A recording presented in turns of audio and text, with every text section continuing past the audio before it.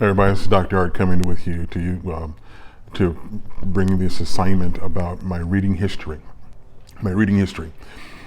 I guess my reading history starts with a sense of who I was intellectually, and how I sometimes felt a little bit of an outsider looking in.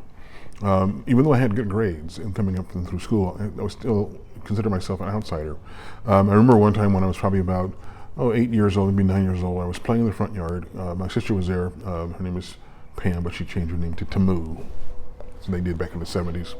And she was out there with one of her friends, and she was about 6 years older than me. She is about 6 years older than me. And she, her friend just looked at me and said, "Is he poor?" And my sister almost unhesitatingly said, "Yeah, he is."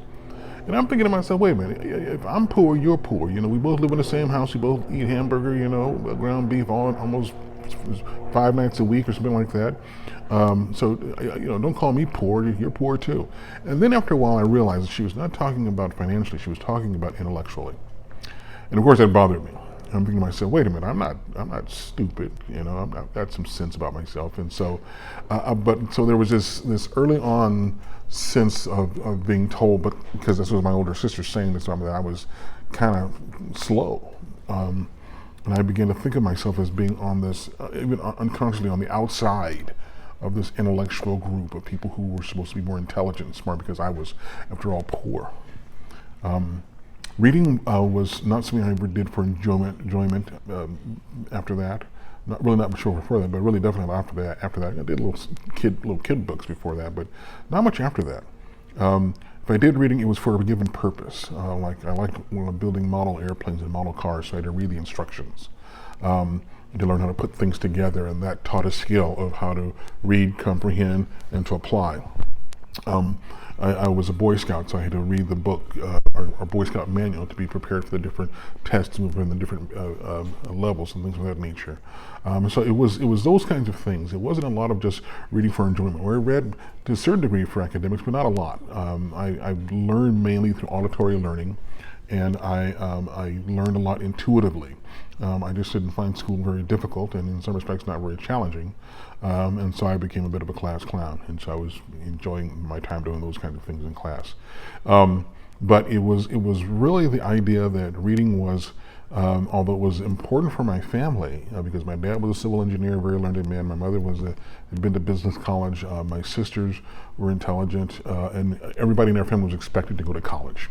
You were expected to go to college, and so there was this attitude about that. Although I never really saw myself as much of a reader, even though I did do decently in school.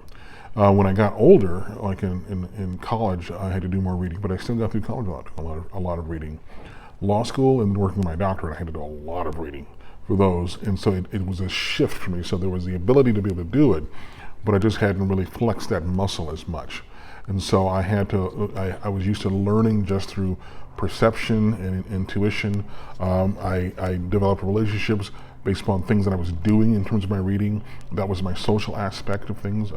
When I came through high school, I connected with a group of friends that were also nerds, and we would read about guitars and cars and things like that. But we didn't, we loved doing that kind of stuff. And music, we were into the rock bands and stuff like that. We were the nerds of the inner city, if you will. We were the Big Bang Theory of the hood back in the 70s.